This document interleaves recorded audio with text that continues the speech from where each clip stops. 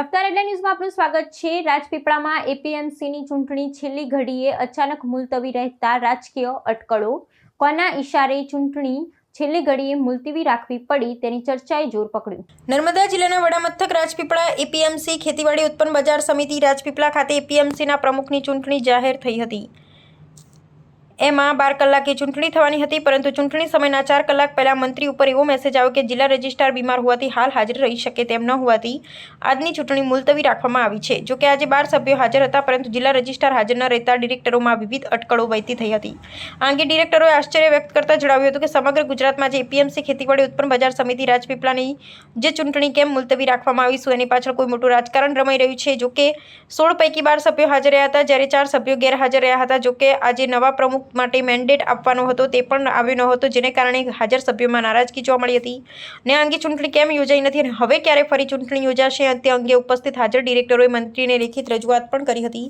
જોકે છેલ્લી ઘડીએ ચૂંટણી મોકૂફ રહેતા નર્મદાના રાજકારણમાં રાજકીય અટકળો વહેતી થઈ હતી। જોકે કોના ઇશારે ચૂંટણી છેલ્લી ઘડીએ મુલતવી કેમ રાખવી પડી તેની ચર્ચાએ જોર પકડ્યું હતું। આજ રોજ એપીએમસી ખાતે અમારે પ્રમુખની ચૂંટણી હતી। અમને 7 દિવસ પહેલાં એજન્ડા આપીને જણાવેલું કે ભાઈ 10/7 પ્રમુખની ચૂંટણી છે અને આજે સવારે જ અચાનક અમારા મેનેજરનો ફોન આવ્યો 4 કલાક આગળ કે ચૂંટણી મુલતવી રાખી છે। તો અમે તો કેટલાક અમારા મિત્રો ડિરેક્ટરો વડોદરાથી પણ આવે છે, એમને પણ ખર્ચા કરીને આવ્યા છે। હવે અમે પણ મારે દવાખાને બતાવવા જવાનું હોવાનું હતું, પણ આ ચૂંટણીના લીધે હું પણ જઈ શક્યો નથી। એટલે મારી પણ બીમારી હતી, પણ આ ચૂંટણીના લીધે મારે જવાનું ટાળવું પડ્યું। એટલે આવું ડીઆર સાહેબે આવું ના કરવું જોઈએ કે 4 કલાક આગળ અમને આવી જાણ ના કરવી જોઈએ। ખરેખર એમને એજન્ડા આપીને 2 દિવસ આગળ અમને જાણ કરવી પડે કે ભાઈ ચૂંટણી મુલતવી રાખી છે। આજે ચૂંટણી હોવાથી અમારા 12 સભ્ય અમે અહીં હાજર છે અને અમે લેખિતમાં સાહેબ પાસે આનો જવાબ માગીએ છીએ કે કયા કારણે તમે આ ચૂંટણી મુલતવી રાખી છે। આની પાછળ કોઈ રાજકારણ તો નથી રમાતું એ અમને જણાવવા વિનંતી, એટલે અમે ડીઆર સાહેબને વિનંતી કરીએ છીએ। મારું નામ અશોકભાઈ પટેલ।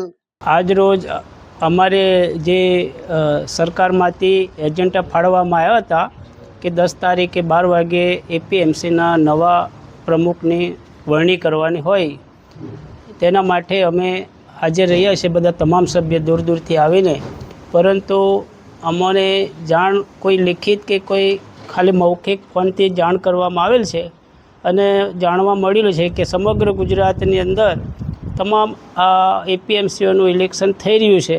તો અમારી અપેક્ષા એવી હતી કે આજે અમારું ઇલેક્શન થઈ જવું જોઈતું હતું, તો બધા ડિરેક્ટરોને ખ્યાલ આવી જતું ને જેને બનવું છે, જેની વરણી થતી સરકાર જેને આપતી એ અમે બધા સંમત હતા।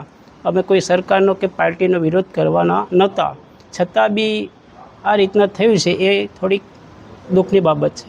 હા, સમગ્ર ગુજરાતમાં થઈ છે। હવે રાજપીપળામાં કેમ બંધ થઈ છે એ કારણ અમે જાણવા માટે ભેગા થયા છે। અમે લેખિતમાં સેક્રેટરીને આપેલું છે અને એ લેખિતમાં અમે માંગીશું કે જાણ થાય અને વહેલી તકે અમારા નવા પ્રમુખની વરણી થઈ જાય એવી અપેક્ષા। નામ વલ્લવી વાસુદેવ સનાભાઈ। ચૂંટણી રાબેતા મુજબ કાર્યક્રમ ચાલુ જ હતો ચૂંટણીનો, પણ અનિવાર્ય સંજોગોના કારણે જિલ્લા રજિસ્ટ્રાર સાહેબે સૂચના આપી મંત્રી શ્રી હેમરાજભાઈને, ને હેમરાજભાઈએ અમને બધાને ટેલિફોનિક જાણ કરી કે ભાઈ આપણી જે એપીએમસીના પ્રમુખશ્રીની ચૂંટણી હતી એ આપણા ચૂંટણી અધિકારી બીમાર થવાને કારણે બંધ રાખી છે। એમાં આજે કેટલા સભ્યો હોય છે અને કેટલા સભ્યોની ચૂંટણી હતી ને કેટલા હાજર કેટલા ગેરહાજર? આમ અમારું બોર્ડ 16 સભ્યોનું છે, એમાં એક સભ્ય અમારો વિદેશ છે, 15 સભ્યોનું બોર્ડ છે। એમાંથી મેન્ડેટ આવે એને ચૂંટણી પ્રમુખ બનવાનું હતું। તો આજે મેન્ડેટ આવ્યો કે નથી આવ્યો? બરાબર, ચૂંટણી પ્રક્રિયા જ બંધ રહે એટલે મેન્ડેટ હજુ આવ્યો નથી, અને ચૂંટણી પ્રક્રિયા બંધ રહે એટલે અમારે કોઈ એવું કોઈક ખ્યાલ નથી કોઈને કે કંઈ કે ભાઈ ચૂંટણી ખાના કારણથી બંધ રહી કે એવું તો કંઈ છે નહીં। પ્રમુખની દાવેદારી કોણ કરનાર હતું? પ્રમુખની દાવેદારીમાં તો એવું છે કે જે ક્રાઇટેરિયામાં આવતો એ કરી શકે। તમારું નામ?